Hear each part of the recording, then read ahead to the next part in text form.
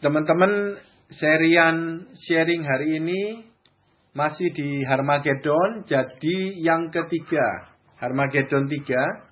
Judulnya kita semua udah tahu, perhatikan pakaianmu. Nah, jadi ayat intinya ada di Wahyu 16 ayat 15. Masih tetap di ayat Harmagedon ya, di perikop itu ya. Lihatlah. Nah, di perikop Harmagedon kita ambil Wahyu 16 ayat 15. Yang kemarin seri 1 itu berbicara tentang perang Harmagedon. Terus yang kedua itu tentang nabi palsunya ya. Nah, yang sekarang ketiga itu yang kedua nabi palsunya, internet, begitu ya perangnya ya. Nah, sekarang yang ketiga ini nasihat Tuhan Yesus untuk anak-anak Tuhan di zaman perang terakhir terbesar Harmagedon ya. Wahyu 16 ayat 15. Lihatlah aku datang seperti pencuri. Berbahagialah dia yang berjaga-jaga dan yang memperhatikan pakaiannya, supaya ia jangan berjalan dengan telanjang dan jangan kelihatan kemaluannya. Ya, aku datang seperti pencuri, kita udah sharingkan di sesi-sesi sebelumnya ya.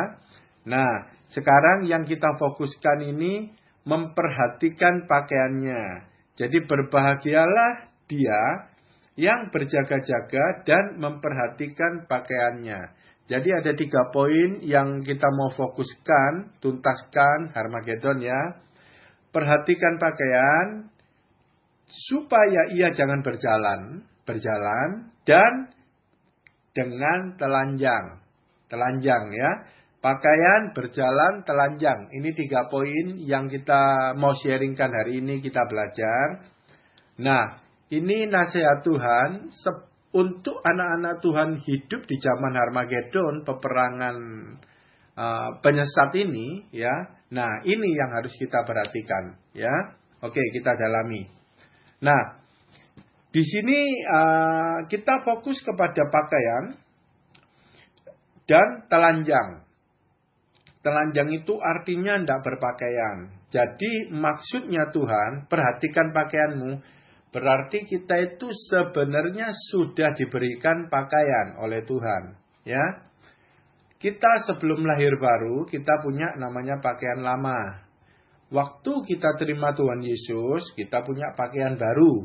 Ya, kalau di firman Tuhan dikatakan pakaian putih baru. Nah, itu pakaian baru. Ya, nah, kalau Tuhan ngomong perhatikan pakaianmu, itu berarti kita sebenarnya sudah punya pakaian. Tapi di ayat ini kok dikatakan telanjang. Berarti dia tidak mau pakai. Ceritanya gitu. Nah, telanjang ini adalah benar-benar tidak berpakaian. Berarti yang pakaian lama dia lepas dan dia tidak mau pakai pakaian baru. Nah, itu ceritanya telanjang ya. Nah, kita lihat ya. Anak Tuhan waktu lahir baru, dia diberi pakaian baru. Harusnya dipakai pakaian baru, pakaian lama ditanggalkan. Itu yang benar, ya. Tetapi khusus di akhir zaman Harmagedon terakhir ini, itu anak-anak Tuhan yang krusial, yang paling penting yang Tuhan nasihatkan itu jangan telanjang. Berarti ada banyak orang Kristen itu tidak mau pakai pakaian lama dan tidak mau pakai pakaian baru. Jadi dia telanjang. Itu. Ini yang jadi titik perhatian orang Kristen zaman sekarang, banyak yang berjalan telanjang. Nanti kita kupas ya. Pakaian lama itu berbicara kehidupan kita yang lama. Pakaian baru, kehidupan kita yang baru di dalam Tuhan. Kehidupan yang baru itu berarti ya di dalam firman, di dalam Tuhan Yesus. Kalau yang kehidupan lama, nah itu kehidupan duniawi banget. Ya, nggak ada rohani-rohaninya. Ya, jadi kehidupan lama dan baru seperti itu. Ya, nah, tapi telanjang berarti dia yang lama nggak mau pakai. Ini orang Kristen. Dia tahu yang lama itu tidak benar, yang lama itu salah, dia tidak mau pakai yang lama. Nah, tapi lucunya dikasih Tuhan Yesus yang baru, dia nggak mau pakai juga. Nah, jadi yang lama nggak mau, yang baru nggak mau, dia telanjang terus maunya apa, kan begitu. Nah, ternyata lama nggak mau, baru nggak mau, itu berbicara orang Kristen telanjang itu berbicara keakuannya itu kenceng. Jadi dia tidak mau yang lama, dia tahu itu jelek, tapi dikasih yang baru, dia bentrok. Tidak cocok sama dia, sehingga dia tidak mau pakai. Yang tidak cocok siapa? Keakuannya tidak cocok. Kedagingannya tidak cocok. Jadi dia tidak mau pakai. Tapi maunya Kristen, gitu ya. Bingung memang ya. Nah, Amsal 21 ayat 2 dikatakan begini. Setiap jalan orang adalah lurus menurut pandangannya sendiri. Nah, ini yang dimaksudkan. Jadi ada orang Kristen yang keakuannya kenceng. Jadi dia mau berjalan menurut pandangannya sendiri yang benar. Jadi kalau firman itu tidak cocok dengan dia, dia nggak mau pakai. Dia abaikan. Dengar tapi abaikan. Mirip seperti gadis bodoh. Dia punya pelita tapi tidak nyala. Dia tahu firman tapi tidak dijalankan karena dia tidak mau. Nah, ini dia menolak pakaian baru nih, kayak gitu. Ya. Nah, ini hati-hati yang Tuhan arahkan itu Kristen terakhir di ujungnya itu yang seperti ini. Kristen yang dengan keakuan sangat kuat. Ya, Kristen tapi jalan semau gue. Pakai kepintaran, dia pakai, ya dia punya pikiran sendirilah gitu ya. Nah, ini tidak boleh. Yeremia 17 di perjanjian lama ya, 5-8 itu sudah dikatakan dari zaman dulu orang Kristen seperti ini. Ayat 5. Beginilah firman Tuhan, terkutuklah orang yang mengandalkan manusia, yang mengandalkan kekuatannya sendiri, dan yang hatinya menjauh daripada Tuhan. Ini, Yeremia sudah ngomong. Ternyata ada orang Kristen, dia ngaku Tuhan Yesus, tapi dalam perjalanan kehidupannya, dia mengandalkan kekuatan sendiri. Kita tahu ya, kalau mengandalkan kekuatan Tuhan, berarti kan pakai firman. Pakai Injil, itu kekuatan Tuhan. Nah, itu pakai kekuatan Tuhan. Tapi kalau kekuatan sendiri apa? Ya dia punya pikiran sendiri. Ya, firman dia abaikan. Dia dengar, dia tahu, tapi dia abaikan. Bukan jadi pegangan hidup. Gitu ya. Dan orang yang mengandalkan kekuatan sendiri itu, hatinya menjauh daripada Tuhan. Ya. Jadi tidak ada itu rema, tidak ada itu keintiman, nggak ada. Yang rohani-rohani gitu nggak ada. Tetapi orang ini Kristen, ya. Firman mungkin banyak tahu kalau dia orang lama, mungkin dia ke gereja juga, dia dengar khotbah juga, ya. Tapi hidupnya tetap dia andalkan kekuatan sendiri, andalkan pikirannya sendiri, yang menurut dia benar, oke. Kalau menurut dia salah, walaupun itu firman, dia nggak mau pakai. Nah ini, ya. Ini Tuhan ngomong, terkutuklah orang yang mengandalkan kekuatan sendiri. Ya. Oke. Tetapi, yang di ayat 6, ia akan seperti semak bulus di padang belantara, ia tidak mengalami datangnya keadaan baik. Ia akan tinggal di tanah angus di padang gurun, di negeri padang asin yang tidak berpenduduk. Nah ini kalau yang hatinya jauh sama Tuhan. Yang menjalani kehidupan menurut kekuatan sendiri, pakai mengandalkan kekuatan manusia sendiri, ya. Nah, kalau ayat 7 ini yang mengandalkan Tuhan. Diberkatilah orang yang mengandalkan Tuhan, yang menaruh harapannya pada Tuhan. 8, ia akan seperti pohon yang ditanam di tepi air, yang merambatkan akar-akarnya ke tepi batang air, dan yang tidak mengalami datangnya panas terik, yang daunnya tetap hijau, yang tidak khawatir dalam tahun kering, dan yang tidak berhenti menghasilkan buah. Nah ini, orang yang mengandalkan Tuhan itu dikatakan seperti pohon ditanam di tepi aliran air. Nah kita udah tahu maksudnya mengandalkan Tuhan apa? Mengandalkan firman. Ini jelas dikatakan di tepi aliran air. Air itu firman. Jadi firmannya ngalir terus, dapat terus yang baru. Ya, nah firman itu jadi yang andalan dia. Jadi dia melakukan firman. Dia melakukan firman. Firman itu jadi pegangan, jadi andalan. Jadi bukan kekuatan sendiri, kehebatan sendiri. Nah ini perbedaannya ya. Tidak berhenti menghasilkan buah. Nah akibat firman itu, akibat rema itu, maka berbuah. Kita udah tahu, udah belajar. Berbuah itu mengerti. Mengerti itu pasti pikiran, perubahan pola pikir, menghasilkan pertobatan. Pertobatan itu adalah berbuah. Melakukan kehendak Tuhan. Ya, nah itu kita udah tahu. Jadi sekarang sudah ada gambaran yang dinamakan telanjang.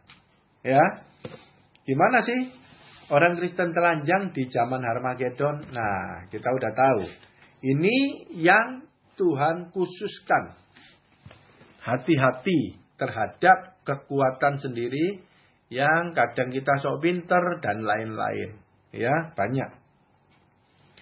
Nah, jadi Tuhan mau kita itu memilih ya, pakaian lama atau pakaian baru. Harusnya kita pilih. Ya, Tuhan tidak mau suam-suam, tidak mau di tengah-tengah, tidak mau seperti itu. Kalau yang lama, ya biarlah pakaian lama. Lebih gampang sembuhnya. Daripada pakaian lama enggak, pakaian baru enggak, tapi orang Kristen, nah ini susah sembuhnya. Gitu ya. Nah, Tuhan nasihatkan di Matius 5 ayat 37. Jika ya, hendaklah kamu katakan ya. Jika tidak, hendaklah kamu katakan tidak. Apa yang lebih daripada itu berasal dari si jahat.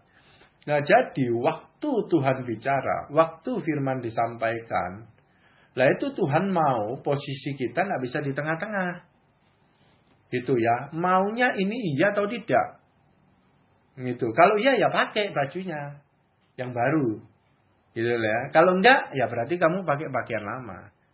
Jangan pakaian lama nggak mau, pakaian baru nggak mau, terus kamu punya pakaian sendiri. Maksudnya pakaian sendiri, tapi di mata Tuhan itu telanjang. Nggak ada pakaian sendiri gitu ya. Nah dia pakai kebenarannya sendiri. Gitu ya. Nah, tapi kita kadang tidak mengerti, tidak bisa percaya langsung. Kadang perlu waktu ketika firman dibagikan. Ya nggak masalah. Kenapa? Itu namanya pergumulan. Itu digumulkan, kita bukan menolak. Itu ya. Digumulkan, nah nanti ada waktunya mungkin sesuai dengan kedewasaan rohani, akhirnya kita bisa menerima. Terus kita bisa melakukan. Nah itu namanya digumulkan, tidak masalah. Tapi yang masalah itu ditolak. Tidak mau. Nah ini masalah. Ya, Tuhan ngomong tidak boleh. Ya, kalau digumulkan tidak masalah. Ya, digumulkan ya, bukan diabaikan loh ya. Berarti nanti ada waktunya kita putuskan iya dan tidak. Itu namanya digumulkan. Ya. Kalau diabaikan berarti kita menikmati, menolak firman dan kita menikmati yang lainnya, nggak digumulkan gitu ya. Nah, Tuhan tidak suka banget sama wilayah di tengah-tengah itu. Contoh, Wahyu 3 ayat 15 dikatakan gini. Aku tahu segala pekerjaanmu, engkau tidak dingin dan tidak panas. Alangkah baiknya jika engkau dingin atau panas. Loh, engkau tidak dingin, tidak panas, itu kan berarti yang di Alkitab ini firman selanjutnya itu suam-suam. Suam-suam itu adalah campuran dingin dan panas.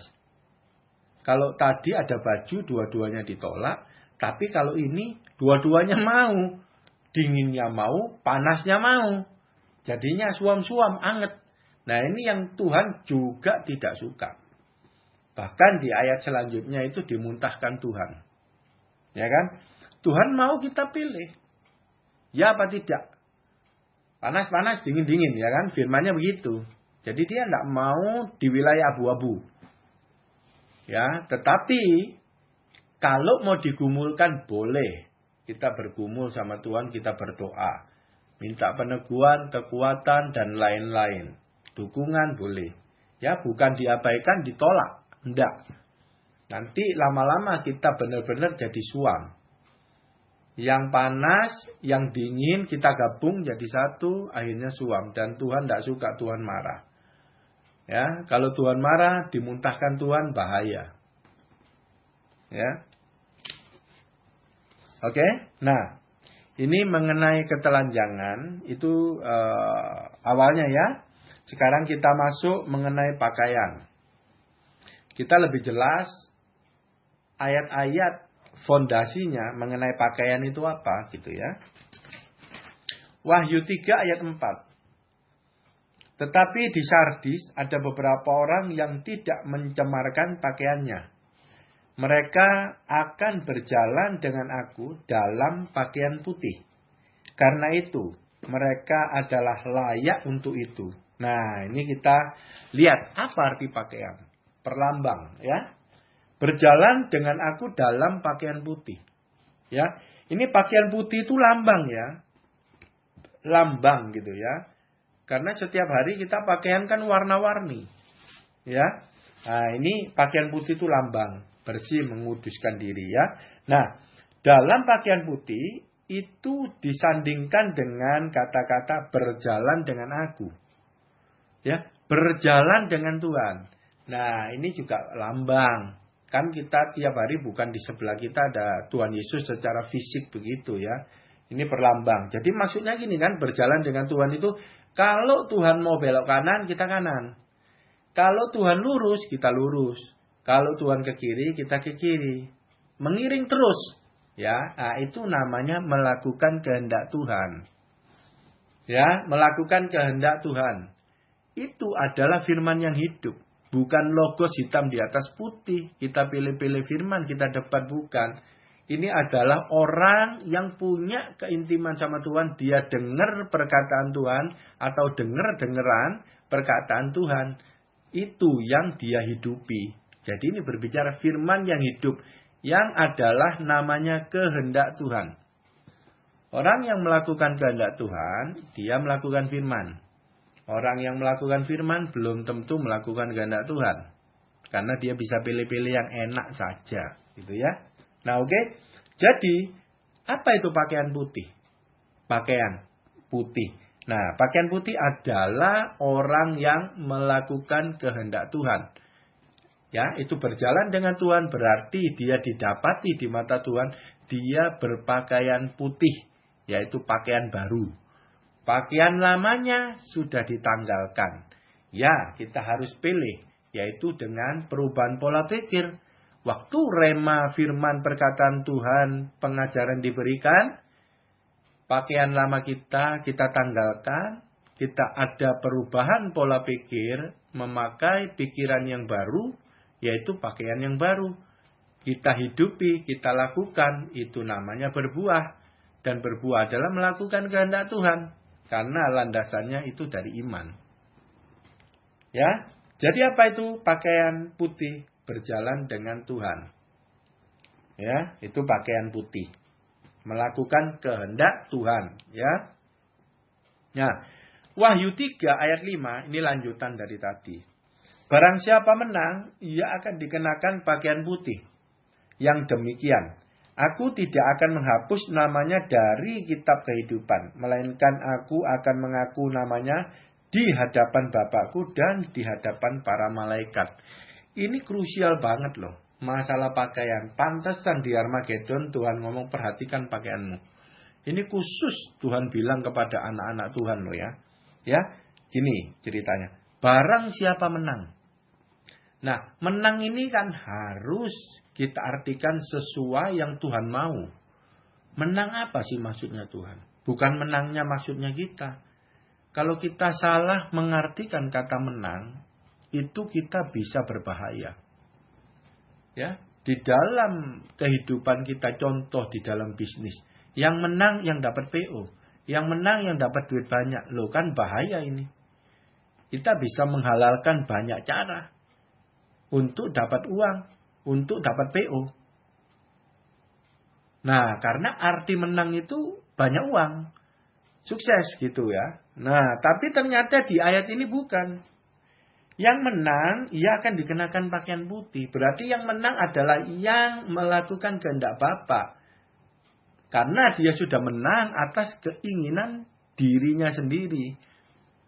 Atas pakaian lamanya, dia tanggalkan, dia pakai pakaian baru. Itu yang menang.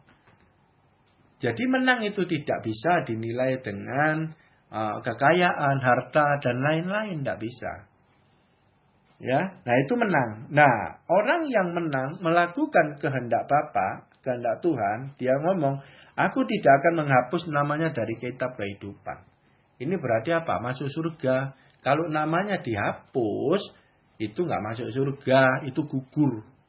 Berarti bisa orang di tengah jalan, dia lepaskan pakaian putihnya, atau dia tidak mau pakai, seperti tadi dikatakan telanjang.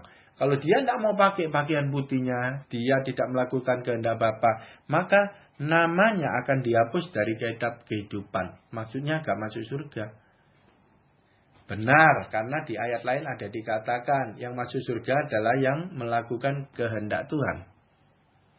Itu ya. Nah, jadi benar ini ayat-ayat peneguhan. Jadi penting banget berbicara pakaian di ujung akhir zaman, di zaman Harmagedon.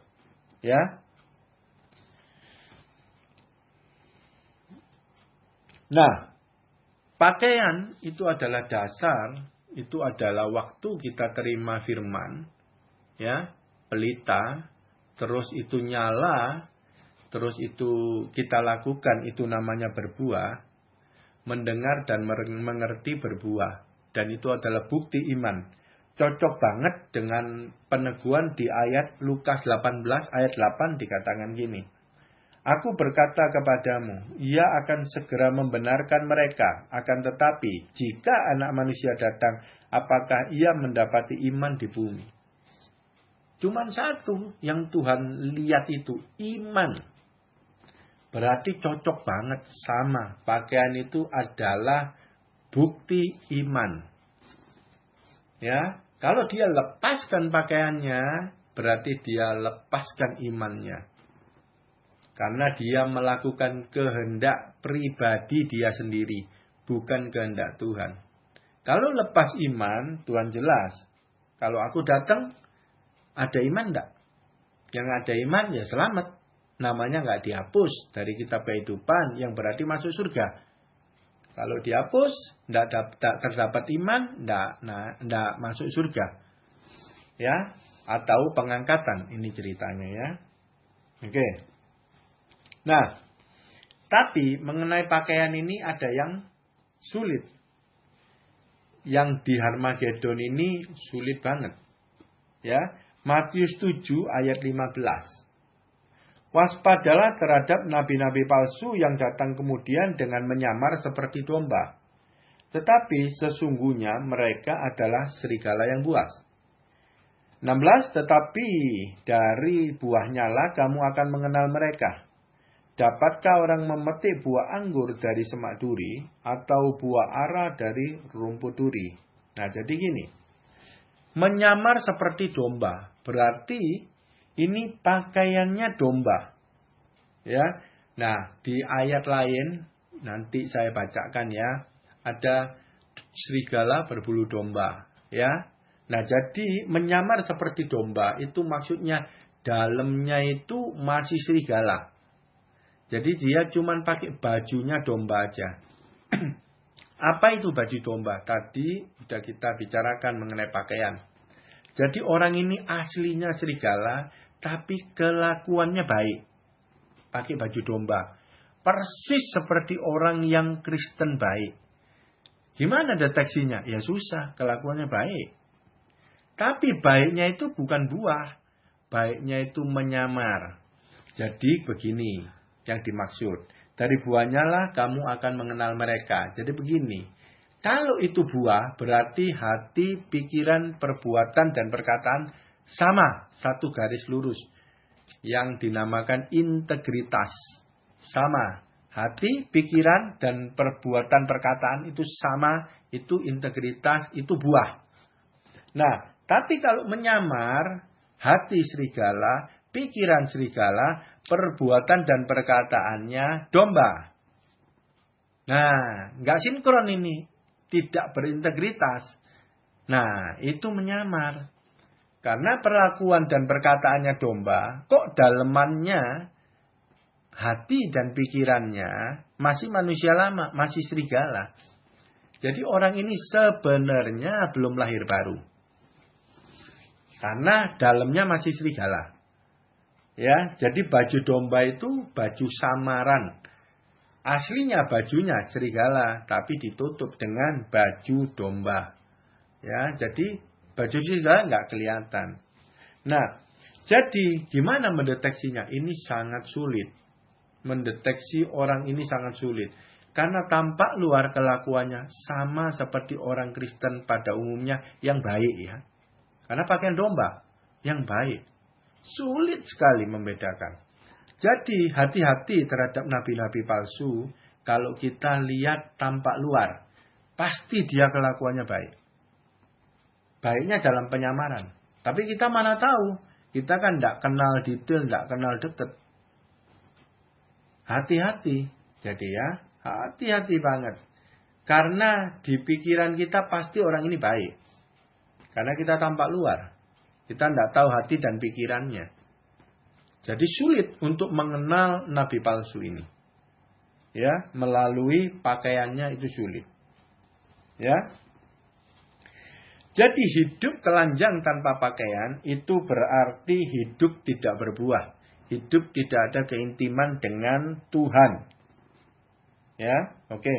Nah, sekarang mengenai pakaian selesai. Nah, kita lihat ada 4 golongan cara orang Kristen berpakaian. 4 golongan cara orang Kristen berpakaian. Yang pertama ini pakaiannya rangkap 2. Rangkap 2 itu ada 2 golongan nanti ya. Saya yang pertama dulu. Yang pertama ini adalah pakaiannya rangkap 2. Ya, itu adalah nabi palsu. Seperti tadi saya bicara, dalamnya serigala. Ya. Tetapi berbulu domba. Bulu domba itu pakaian palsu. Berarti kalau dia dalamnya serigala, pakaian aslinya dia serigala. Cuman tidak kelihatan dia ditutupin dengan pakaian domba. Berarti ada orang Kristen yang berpakaian rangkap. Serigala dan pakaian luarnya domba.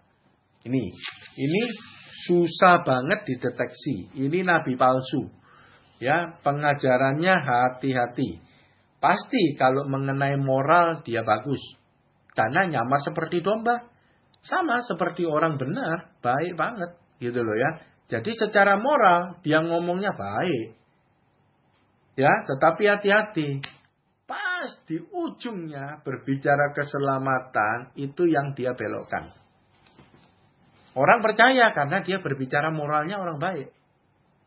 Jadi bisa percaya, begitu di tikungan terakhir berbicara keselamatan, fondasinya dia belokkan, ya kemakan juga. Karena jemaat pasti ngomong orangnya baik kok, pengajarannya baik, pengajaran moral oke, gitu ya. Nah jadi hatinya masih hati lama, serigala, pikirannya masih pikiran lama, ya. Tapi perbuatannya seperti domba. Nah ini nggak ada integritas.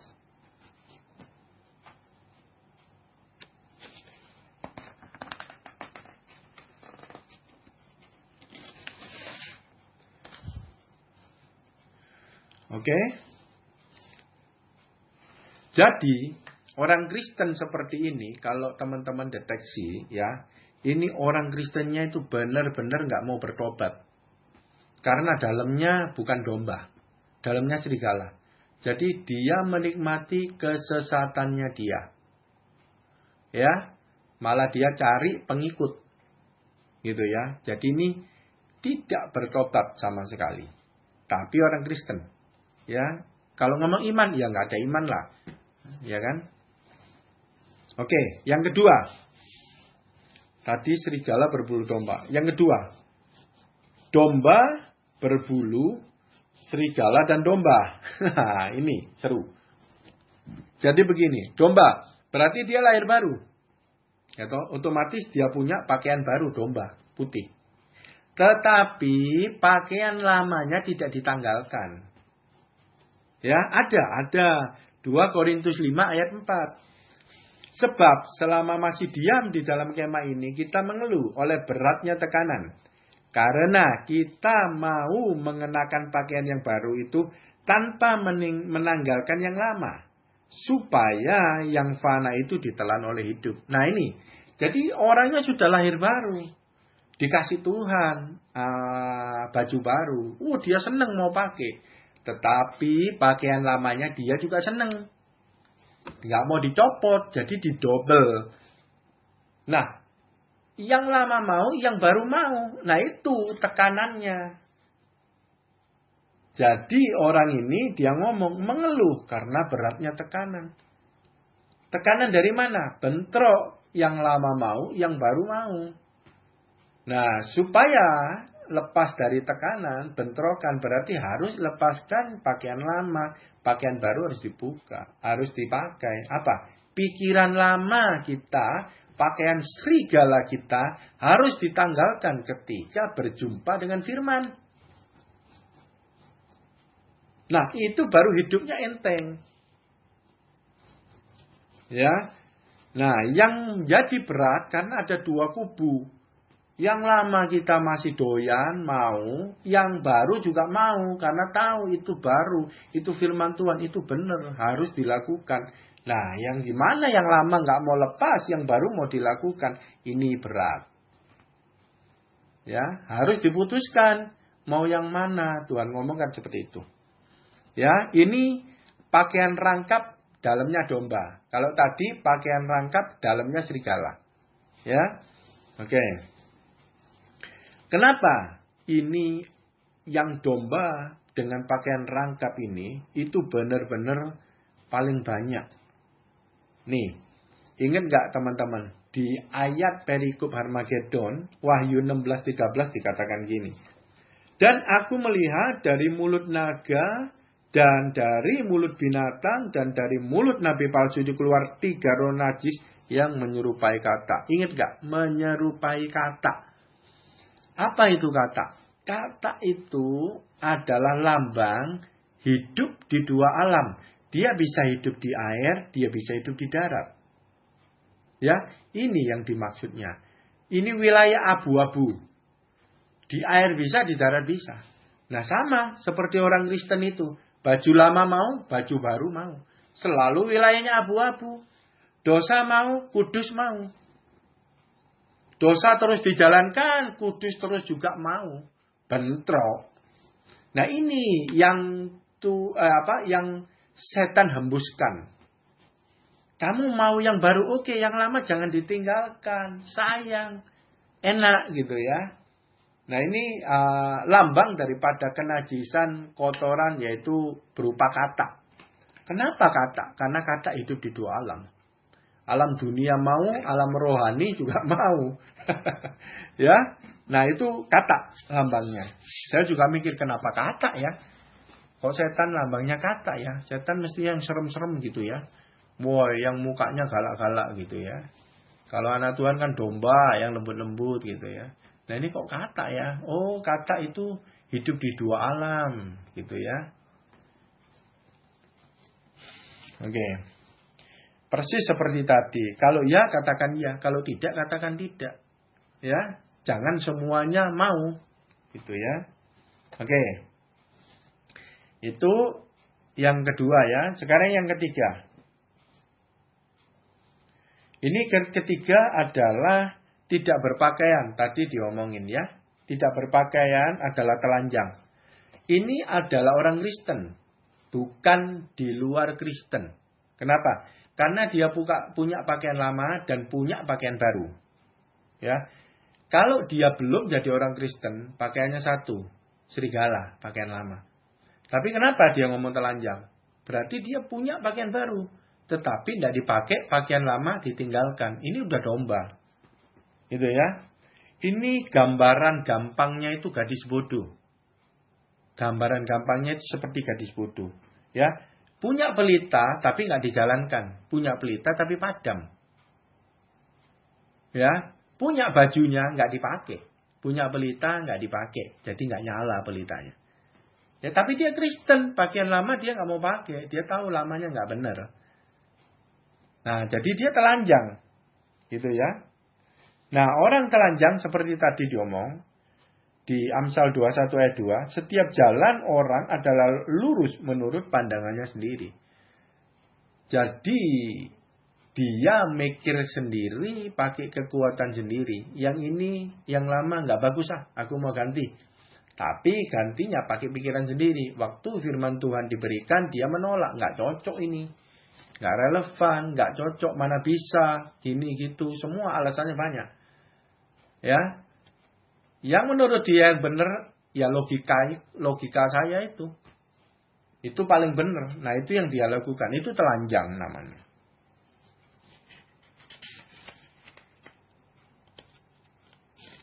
Ya, gambarannya itu seperti gadis bodoh.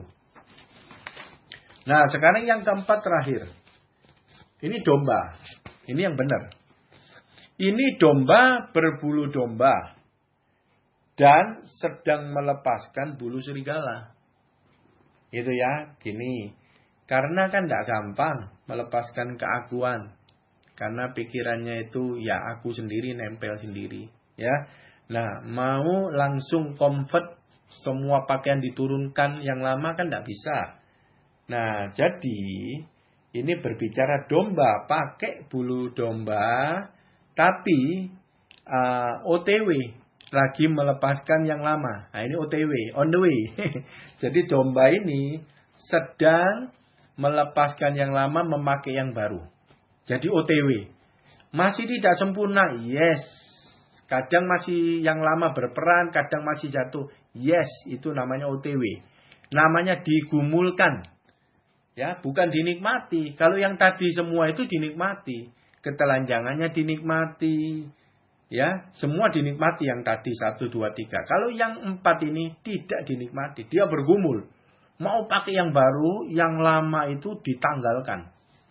Jadi OTW, ini Kristen OTW. Ini punya integritas. Waktu firman masuk, dia dengar di posisi Maria, dengar perkataan Tuhan di hati, terus pikirannya berubah.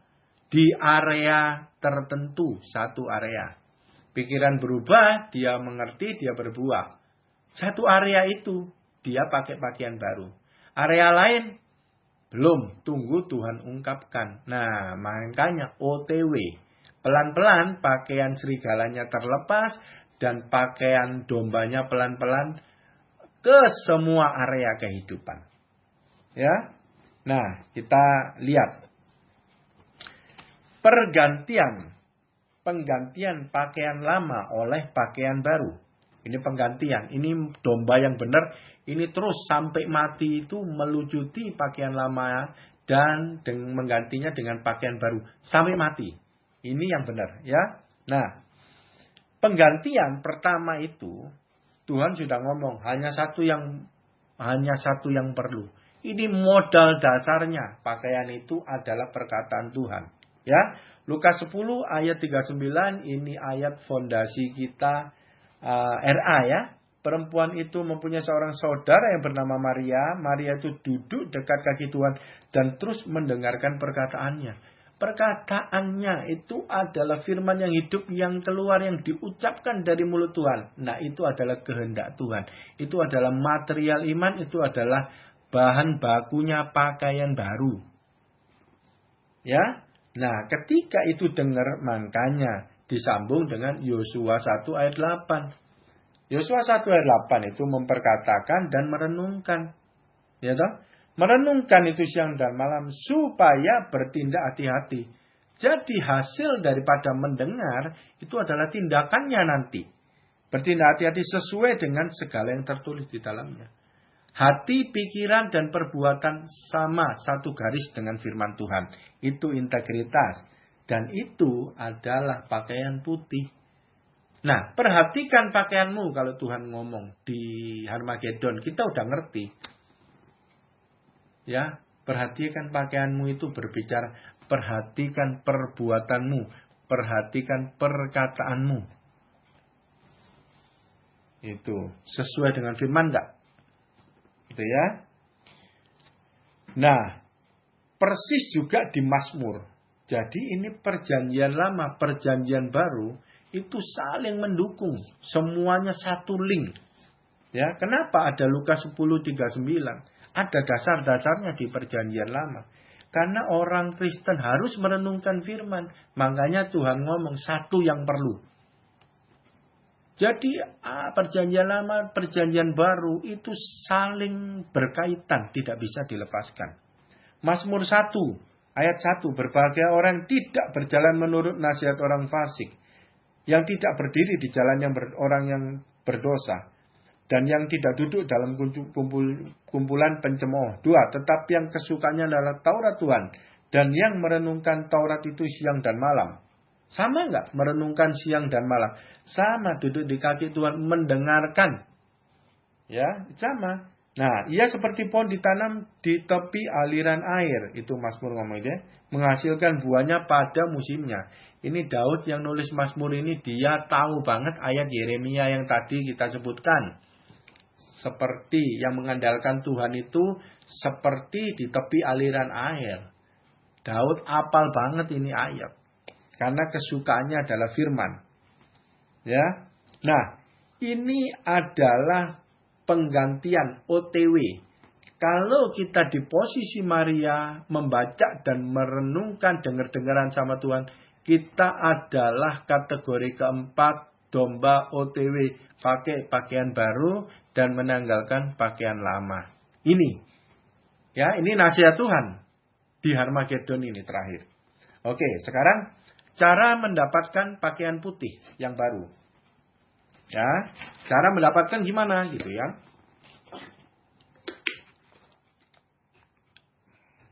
Tadi udah deket tuh. Yang keempat tadi dijelasin udah deket posisi Maria itu ya. Wahyu 3:18. Maka ini cara mendapatkan ya. Maka aku akan menasihatkan engkau supaya engkau membeli daripadaku emas yang telah dimurnikan dalam api, agar engkau menjadi kaya. Dan juga pakaian putih, supaya engkau memakainya, agar jangan kelihatan ketelanjanganmu yang memalukan. Nah ini, dikatakan di ayat Wahyu 3 ayat 18, dikatakan membeli.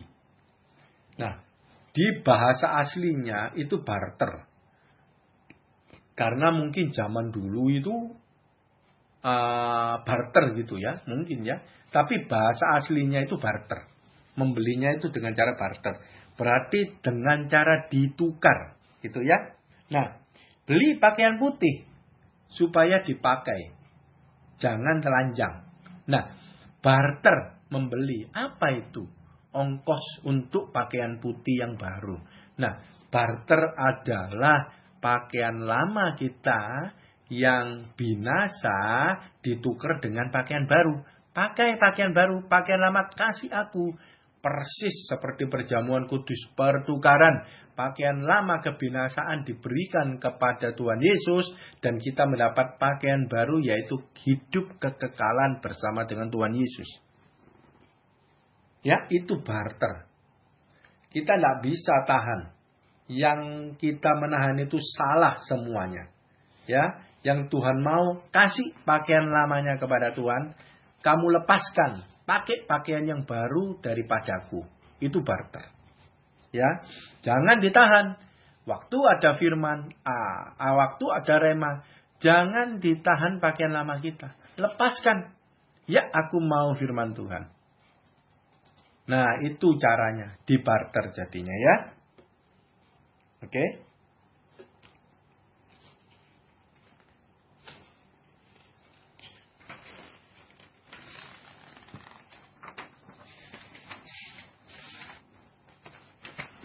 Nah, Yohanes 5 ayat 24. Tadi udah diomong ya, material pakaiannya itu adalah perkataan Tuhan. Ya. Yohanes 5:24, aku berkata kepadamu, sesungguhnya barang siapa mendengar perkataanku dan percaya kepada Dia yang mengutus aku, ia mempunyai hidup yang kekal dan tidak turut dihukum, sebab ia sudah pindah dari dalam maut ke dalam hidup. No, ya. yang mendengar perkataanku dan percaya. Nah, kalau nggak dengar, nggak bisa percaya. Harus dengar dulu. Dengar dari mana? Dengar dari mulut Tuhan Yesus.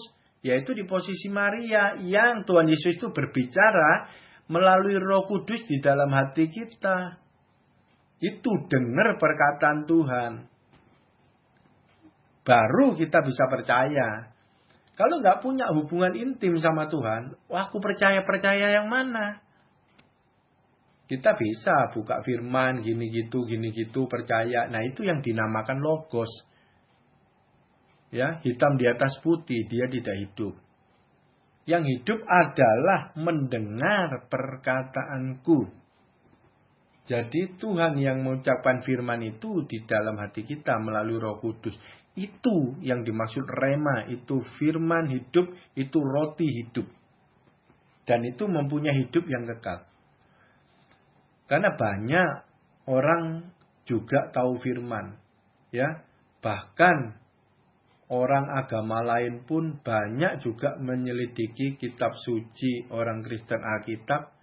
Bukan untuk percaya, tapi untuk menyerang, untuk mencari lemahnya, untuk mencari lubangnya, mau ditembak begitu.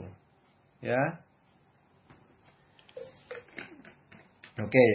Nah, sekarang berbicara mendengar nih di posisi Maria kuncinya. Kalau nggak dengar, ya mau percaya yang mana gitu kan. Nah, sekarang dengar. Nah, dengar itu ternyata banyak di firman Tuhan diomongin. Bukan asal dengar rupanya. Nah gitu loh. Jadi banyak orang Kristen asal dengar. Sehingga dia tidak mendapatkan pakaian itu. Ya. Gak bisa barter jadinya. Jadi ya pakai pakaian lama terus gitu ya. Nah. Gini. Efesus 4 ayat 21. Sampai 24. Karena kamu telah mendengar tentang dia dan menerima pengajaran di dalam dia. Menurut kebenarannya yang nyata dalam Yesus. Mendengar dulu dan menerima pengajaran, ya, yaitu bahwa kamu berhubung dengan kehidupan kamu yang dahulu, kehidupan lama, harus menanggalkan manusia lama, pakaian lama, hidup lama harus ditanggalkan, yang menemui kebinasaan. Ya, pakaian lama di mana? Perbuatan lama di mana? Di pikiran lama, pola pikir lama yang menemui kebinasaan oleh nafsunya yang menyesatkan. Ya. 23. Supaya kamu dibaharui di dalam roh dan pikiranmu. Nah, supaya dibaharui kalau mau selamat di dalam roh dan pikiran. Pikiran kalau nggak ada yang supply, gimana mau berbaharui? Pikiran harus disupply dari hati. Hati adalah tempat bersemayamnya roh kita. Yang di sana juga ada Roh Kudus. Roh Kudus mengajarkan roh kita menerima, mensuplai pikiran kita. Oleh firman rema itu jadi baru, itu diperbaharui namanya. Ya. Nah, itu kalau pikiran kita sudah berubah, ya, baru 24 dikatakan untuk mengenakan manusia baru. Itu manusia baru modalnya dari roh kita terima, dengar perkataan Tuhan, disuplai kepada pikiran, pikiran dibaharui sesuai firman, itu manusia baru, pakaian baru, itu pembaharuan. Ternyata di posisi Maria itu pembaharuan kita, OTW. Yang telah diciptakan menurut kehendak Allah di dalam kebenaran dan kekudusan yang sesungguhnya. Di dalam kebenaran. Kebenaran adalah firman yang keluar dari mulut Tuhan. Kita tidak bisa pilih-pilih. Gitu ya. Oke. Nah, jadi. Manusia baru. Yang perlu dibaharui. Roh dan pikiran. Ya. Roh kita yang lama harus diganti. Oleh Roh Kudus itu. Melalui perkataan pengajaran. Nah, roh kita terima. Yang baru dari Roh Kudus. Itu roh kita dibaharui. Dan roh itu hati, di hati yang supply pikiran. Begitu pikiran mengerti, kita bertobat. Bertobat jadi berbuah. Itu bukti iman. Itu namanya manusia baru. pakaian baru, berjalan dengan Tuhan Yesus. Lah itu, detailnya seperti itu. Ya, persis banget. Roma 12 ayat 2. Ini Pastor Agus kemarin bicara ayatnya. Janganlah kamu menjadi serupa dengan dunia ini, tetapi berubahlah oleh pembaharuan budi, sehingga kamu dapat membedakan manakah kehendak Allah, apa yang baik, yang berkenan kepada Allah, dan yang sempurna. Nih, jangan serupa dengan dunia. Nah, inilah manusia lama kita, serigala kita, dunia. Jangan, kalau sudah jadi domba, berubahlah oleh pembaharuan budi. Pembaharuan budi itu pembaharuan pikiran. Budi, akal budi itu apa? Saya lihat di kamus KBBI, akal budi adalah akal sehat. Akal sehat adalah yang sesuai dengan firman. Jadi akal sehat harus terus diperbaharui, diluaskan ke semua area. Itu namanya pembaharuan budi. Nah, otomatis yang lamanya itu nanti kita tanggalkan. Kalau kita setuju nih, kita mau lakukan gitu ya, pembaharuan. Nah, kita barter gitu ya. Nah, ini yang disebut domba OTW. Dia pakai pakaian baru dan menanggalkan pakaian yang lama, OTW. Gitu ya. Karena tidak bisa langsung ya. Oke. Nah, dari sini kita lihat, kita ngerti. Tuhan ngomong hanya satu yang perlu. Itu dalam banget ternyata, luas sekali. Ya, sampai sekarang kita tahu kedalaman arti Tuhan hanya satu yang perlu. Gitu ya. Oke. Lukas 8 ayat 18 mengenai mendengar. Karena itu, perhatikanlah cara kamu mendengar. Loh, perhatikan cara kamu mendengar. Jadi bukan sembarangan. Karena siapa yang mempunyai, kepadanya akan diberi. Jadi, mendengar sampai mempunyai. Ya, kepadanya akan diberi. Diberi itu Tuhan menjawab. Tuhan jawab apa? Tuhan jawab iman. Itu doang. Nggak ada iman, Tuhan nggak bisa jawab. Linknya nggak ada, jalurnya nggak ada. Jadi jawaban Tuhan hanya iman. Iman itu berasal dari Dia. Itu kehendak Dia. Nah, cara kamu mendengar sampai kamu mempunyai. Ya, mempunyai iman. Gitu ya. Oke, kita lihat. Ibrani 2 ayat 1. Karena itu, harus lebih teliti kita memperhatikan apa yang telah kita dengar. Supaya kita jangan hanyut di bawah arus.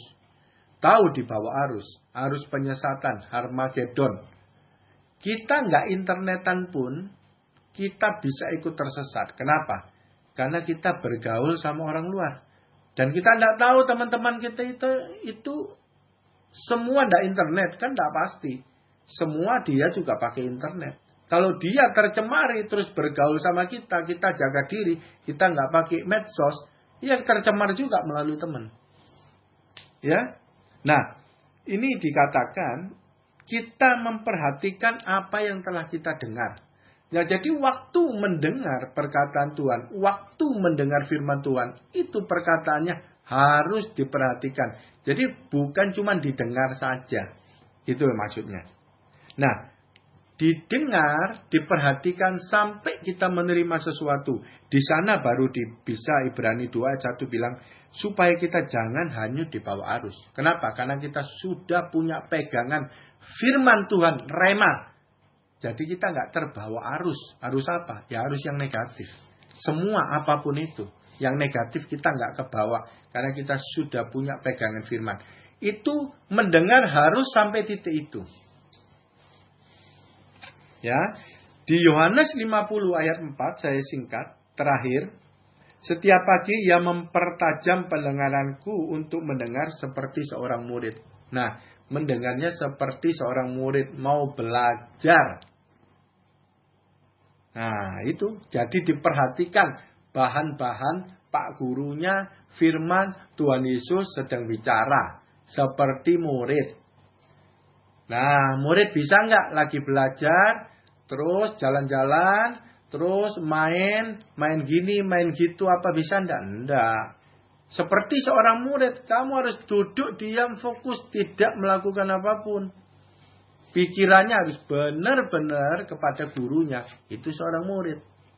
Kamu tidak bisa belajar nggak di dalam kelas, tapi di tempat taman, di luar kelas, terus belajar ya nggak bisa, ya. Oke, ini terakhir ya. Amsal 4 ayat 1 dan 2. Dengarkanlah hai anak-anak, didikan seorang ayah, dan perhatikanlah supaya engkau beroleh pengertian. Nah, ujungnya waktu kita mendengar dan kita memperhatikan, ujungnya itu targetnya beroleh pengertian.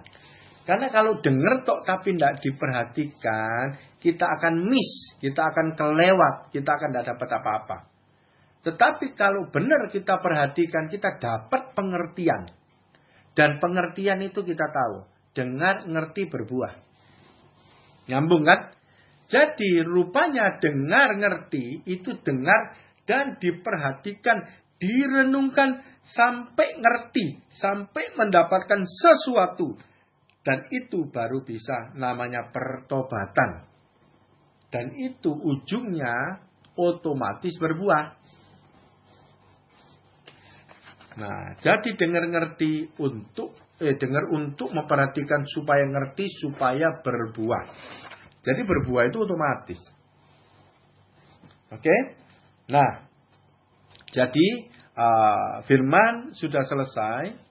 Saya balik lagi.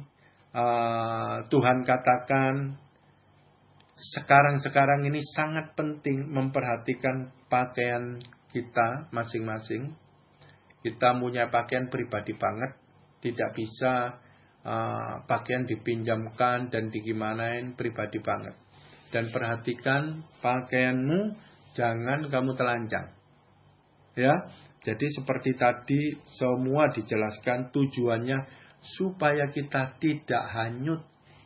Dan pengertian akan firman itu membuat kita teguh, tidak terseret arus kesesatan yang di perang Harmagedon yang sedang besar-besaran terjadi dengan kekuatan penuh dari setan mengelabui pakai nabi palsu dan lain-lain dengan berbagai macam cara yang liciknya. Seperti katak pun dia nggak bisa hitam putih, wilayah abu-abu pun dia dorong kita untuk di wilayah sana. Ya, jadi itu sangat penting perhatikan pakaianmu. Oke, firman selesai. Terima kasih. Tuhan Yesus memberkati luar biasa.